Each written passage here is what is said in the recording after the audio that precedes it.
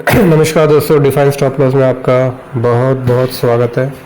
दोस्तों, हमारे एक सब्सक्राइबर थे, वो पूछ रहे थे कि आईटी के जो स्टॉक्स है, आईटी के जो 4 स्टॉक्स परसिस्टेंट, कोफोर्ज, इन्फोसिस और टीसीएस में, इन चारों स्टॉक में कौन सा स्टॉक बेहतर है, कौन सा स्टॉक अच्छा है जो लेने लायक है। दोस्तों, जैसे आप सबको पता है कि मतलब ये आईटी का जो है बुरा दौर चल रहा है ना, एंथ्रोपिक एआई के चलते हुए। तो अभी हम जानने की कोशिश करेंगे, एनालिसिस करने की कोशिश करेंगे इन चारों में से कौन सा बेहतर। तो अभी आपके चार्ट के सामने दिखा दे रहा है, आपके सामने परसिस्टेंट सिस्टम्स का डेली चार्ट है। तो आप यहाँ पे देख पा रहे हो स्टॉक एक रेंज के अंदर, मतलब अपने आप को ये स्टॉक अपने रेंज के अंदर कामकाज कर रहा है, ठीक है ना। इसमें एक डबल टॉप, यहाँ पे डबल टॉप भी बनाया है और तकरीबन ट्रिपल बॉटम भी तकरीबन ट्रिपल बॉटम बना चुका है। तो हम कह सकते हैं कि मतलब जो परसिस्टेंट है, परसिस्टेंट एक रेंज के अंदर, ये मतलब एक रेंज के अंदर ये ट्रेड कर रहा है। वैसे भी मतलब ये ज़्यादा अपने हायर लेवल से गिरा नहीं है, ठीक है ना। ये भी आप देखोगे एक रेंज है, इस रेंज के अंदर इस तरीके से ये ट्रेड कर रहा है। और जहाँ तक कोफोर्ज का सवाल है, अभी हम कोफोर्ज के चार्ट में आके देखते हैं कि how the Coforge chart is looking.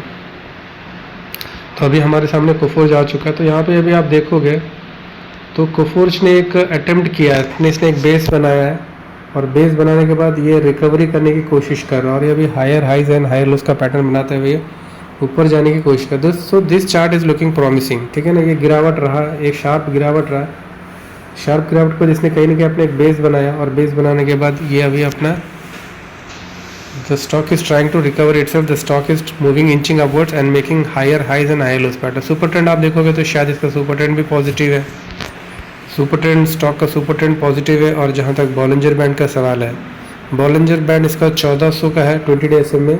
तो अभी स्टॉक हल्का सा 1398, मतलब बॉलिंजर बैंड के हल्का से नीचे स्टॉक ट्रेड कर रहा है, ठीक है ना। तो दिस अभी तक हमने तो दो स्टॉक हम कह सकते हैं कि स्टॉक जहाँ तक 50 और 200 का अगर हम देख लेते हैं तो यहाँ पे आप देखोगे दोस्तों, यहाँ पे डेथ क्रॉस हो रहा था, अभी 50 के ऊपर ट्रेड कर रहा है लेकिन 200 के नीचे स्टॉक ट्रेड कर रहा है। मतलब इसका जो मीडियम टर्म मोमेंटम है वो स्ट्रॉन्ग है, लेकिन जो लॉन्ग टर्म मोमेंटम जो 200 है, 200 के यहाँ से 200 डेज इसने रेजिस्ट किया था, फिर नीचे आ गया। 50 डे SMA के ऊपर है लेकिन 200 डे SMA के नीचे। तो और कुछ पैरामीटर्स के भी देख लेते हैं। RSI, तो इसमें आप RSI देखेंगे तो RSI 52 के लेवल पर है, स्लोपिंग डाउनवर्ड्स है, but we want an RSI which is above 50 and which is sloping upwards. तो ये थोड़ा सा दिक्कत है क्योंकि RSI नीचे स्लोप कर रहा है। और जहाँ तक मैगडी का सवाल है तो मैगडी आप देखोगे, मैगडी लाइन नीचे आ चुका है, सिग्नल लाइन के नीचे, और यहाँ पे अभी रेड बार्स, जो हॉरिजॉन्टल रेड बार्स बनने शुरू हो गया, ठीक है ना। और दोनों जीरो लाइन के नीचे, सब ये कामकाज पूरा जीरो लाइन के ऊपर हो रहा है। तो ठीक है, मैं इसको अब जहाँ तक DMI का सवाल है तो यहाँ पे आप देखोगे ADX का वैल्यू 20 है, which means the stock is in a range bound, एक रेंज के अंदर है, ठीक है ना। एक रेंज के अंदर स्टॉक ट्रेड कर रहा है। तो यहाँ तक आप देखोगे तो जो हम ये कोफोर्ज को अभी देख लोगे तो कोफोर्ज का इसका सुपर ट्रेंड पॉजिटिव है, इसने एक अपना बेस बना चुका है, वी टाइप की रिकवरी देने की कोशिश कर रहा है, हायर हाइज हाई लोस बनाने की कोशिश कर रहा है और ये इंचिंग अपवर्ड्स, ये ऊपर की तरफ मूव कर रहा है। 50 डे अपने SMA के ऊपर ट्रेड कर रहा है, 200 डे के नीचे ज़रूर है लेकिन 50 के ऊपर SM कर रहा है। RSI में थोड़ा दिक्कत है, 52 पे इसका RSI है लेकिन इंचिंग डाउनवर्ड्स है, तो हमें इंचिंग अपवर्ड्स हो जाएगा तो हमें और थोड़ा सा कॉन्फिडेंस इसमें मिलेगा। और जहाँ तक DMI का सवाल है, ADX का वैल्यू 20 है, तो मतलब इसमें कोई ट्रेंड अभी फिलहाल है नहीं, कोई मतलब पॉजिटिव मतलब स्ट्रॉन्ग मोमेंटम इसमें है नहीं। और मैगडी इज नेगेटिव, मैगडी लाइन नेगेटिव है। तो अभी चलो हमने इसका कोफोर्ज को देख लिया, हम जाके देखते हैं कि अभी इन्फोसिस को देखते हैं what the Infosys stock has to say. तो अभी हमारे सामने इन्फोसिस का स्टॉक आ चुका है। तो यहाँ पे आप देखोगे दोस्तों, ये जो स्टॉक है कंटिन्यूसली नीचे की तरफ ही गिर रहा है, ठीक है ना। ये नया बेस बनाने की कोशिश कर रहा है, यहाँ पे एक बार इसने ट्राई ज़रूर किया था लेकिन ये मतलब सक्सेसफुल रह नहीं पर। तो अभी तक आप कह सकते हो कि स्टॉक ने अभी तक अपना एक बेस बनाया नहीं है, कंटिन्यूसली गिर ही रहा है, ठीक है ना। तो इसमें हमें कोई ज़्यादा एक उत्साह में दिखाई दे रहा है। और जहाँ तक TCS का सवाल है, TCS में आके देखते हैं TCS हमें कैसा लग रहा है। तो TCS भी देखोगे तो TCS इन्फोसिस का जो चार्ट है एकदम सेम टू सेम दिखाई दे रहा है आपको। ये भी मतलब स्लोपिंग डाउन नीचे तरफ गिर रहा है, बेस बन नहीं रहा है इसमें, ठीक है ना, भयंकर गिरावट है। तो अभी ये है कि मतलब IT स्टॉक्स अपने एक बुरे दौर से जा रहा है, ठीक है ना।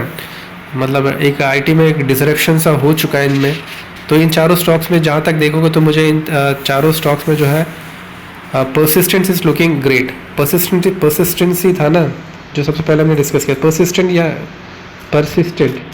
परसिस्टेंट ठीक है, क्योंकि परसिस्टेंट एक रेंज बाउंड के अंदर ट्रेड कर रहा है, ठीक है ना। ये एक रेंज है, इसलिए अपने एक रेंज डिफाइन कर लिया है, ठीक है ना, और रेंज के अंदर ये ट्रेड कर रहा है, ठीक है ना।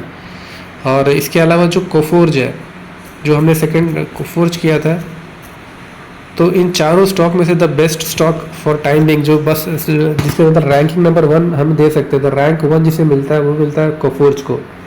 सो कोफोर्ज इज लुकिंग ग्रेट। इन चारों स्टॉक्स में कोफोर्ज बहुत ही बेहतर लग रहा है, अच्छा लग रहा है, क्योंकि हायर हाई हाई लोज का फॉर्मेशन बना रहा है, बेस बना चुका है और ये ऊपर की तरफ मूव कर रहा है। और जो सेकंड रैंकिंग में हमारा आता है परसिस्टेंट भी एक रेंज बाउंड के अंदर काम कर रहा है, उसने एक रेंज डिफाइन कर लिया, उसके अंदर काम कर रहा है। लेकिन जहाँ तक TCS इन्फोसिस है, उन्होंने अभी तक अपना बेस बनाया नहीं है, वो स्लोपिंग डाउनवर्ड से अभी भी नीचे की तरफ गिर रहे हैं, उन्होंने ऊपर आने की अटेम्प्ट किया नहीं है।